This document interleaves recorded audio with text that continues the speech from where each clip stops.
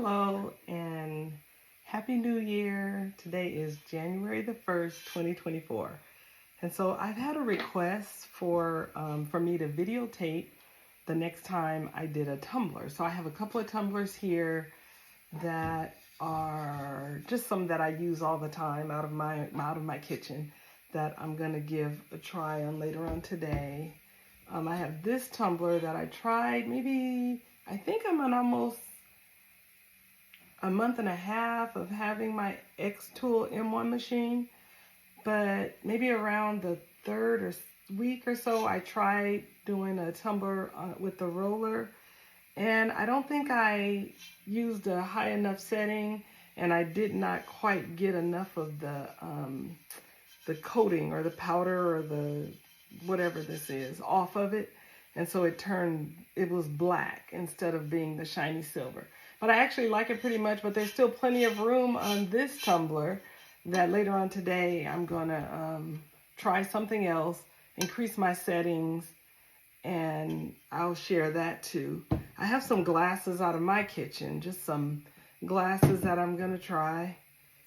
Today, right now, I'm using the two-step chuck, just because I watched the video and that's the one that they were using, and so it just made it easy for me to just follow along. But I'd also like to figure out the other chucks, how to use the one where it's going on the inside of the cup and pulling out, which I think this one could too if the mouth of the cup or the item is wide enough. And then I'm also using this suction cup at the back end. So I have my rollers here. I'm going to put my rollers back on today. Maybe for this one, I have to figure that part out. And then once I do, hopefully I'll be able to share a video of putting on the rollers, taking off the rollers, putting on the different steps of the chuck, the first step and the second step. The other night when I did this, I'm kind of looking around for the thing that I engraved. I don't see it. I think it's in my car. But I had lost a lot of my pieces. So when I first got my box, I didn't know anyone else with an M1. I probably had not watched quite enough videos. And I opened this box and there were boxes and other things and parts and screwdrivers and screws and just all kinds of little kits that I didn't really understand. Like now I'm appreciative of those parts because I understand that the only reason that the Xtool is so much more versatile than some of the other same kind of quality or grade engravers is because it has all of those extra things, all those extra parts. It allows you to use the parts that you need to do what it is that you want to do. So there's so many options to it. So as much as I love that part of it, I had to get organized because the other night I was watching a video. I had lost one of the screwdrivers. I didn't even realize that there were two, a small and a large. I had lost one of them. I had lost the little piece that goes in here, this little thing, but I remember seeing it on the floor and thinking that it was a foot to something, like how you get a rubber foot on the bottom of your toaster or something to hold it in place. And I thought it was something off of my embroidery machine, which is in another room. So this part was all the way somewhere else in another box inside a drawer, and I looked for it for over an hour. And there was something else that I lost, I think a bag of screws. And so, yeah, keep your stuff together, put your stuff together. So anyway, I already have this in here, and I will take it out just a little bit to show you. So I use my little chuck key and open that up just enough to take my glass out. I painted the glass and I use my fingers. I see everyone saying, oh, use a brush, use a sponge brush. All I'm getting is streaks, but I'm kind of heavy-handed and probably not real patient with it. But I poured the paint on there and I took my finger and smeared it evenly and set this cup outside this morning, and I can really not see through it. This looks better, this glass. It looks better than the one that I did before with the paintbrush. And so this video is really me demonstrating more than educating because I'm learning too. And so here we go.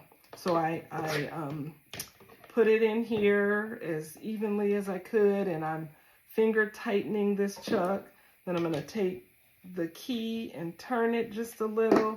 And these are like a hard silicone, so I think it's pretty safe. I'm not turning anything enough to break. Then I'm locking this suction cup on here, and there's a nice little dial that tightens it, so it's on here straight.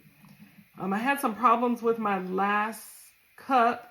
Someone told me it needed to be at 3 o'clock. Now this looks like 4 o'clock to me, but I use a digital watch, so who knows?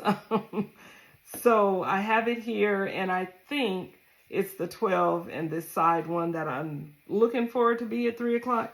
I don't see anything else, and so before I get going, I'm going to scan a video real quick and make sure that I have the right idea.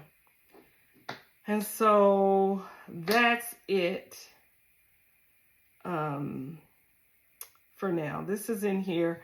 I'm going to take this over to my Xtools machine, and I have my plug already plugged into the back of the machine, and so I'm going to put it in this little white port here, and that's going to give this motion and really tell it what to do from my screen. I don't have a design set up yet. I'm not that far yet, so step one. So over to Creative Fabrica to find the SVG design that I wanted to put on the glass.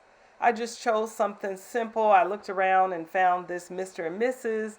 with the established date on it. I pulled that in.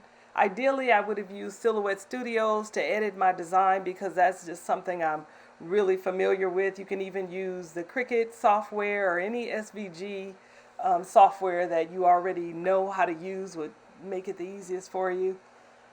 But I just wanted to try to do everything in Xtools, and so I pulled the image in, and I needed to change the date on there. So I already knew it was number 4 in that design pack that I downloaded. So I downloaded that. I needed to change the date to established in 2006.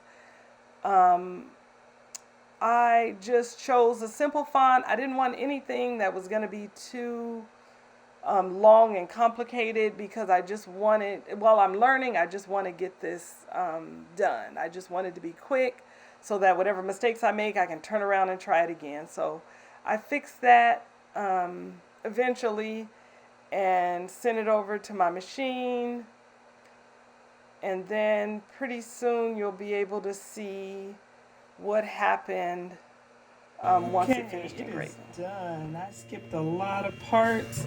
The first thing that I see is that the engraving looks spotty. So I know this is just still with the paint on, but I really think that using my finger to paint the black tempera paint does not really make it smooth and even. So I'm gonna run out and go get one of those spray bottles and try it again. But here you go. This is it so far. You can see, yeah, it looks kind of, we'll see. Let me go clean it up and I'll be back. So this is how it came out. Should have been a little bit higher. I don't know. I think as of right now, I've decided that glass etching may not be one of my favorite things to do. But like with everything, the better you get at things, the more you enjoy doing them. So I'll take this as a first try, and hopefully it'll be better next time. And when I say be better, I mean the process is better. I did a screen recording of all the steps, and I got hung up so many times that I ended up, that screen recording would need so much editing that I just decided to leave it out. So not too bad.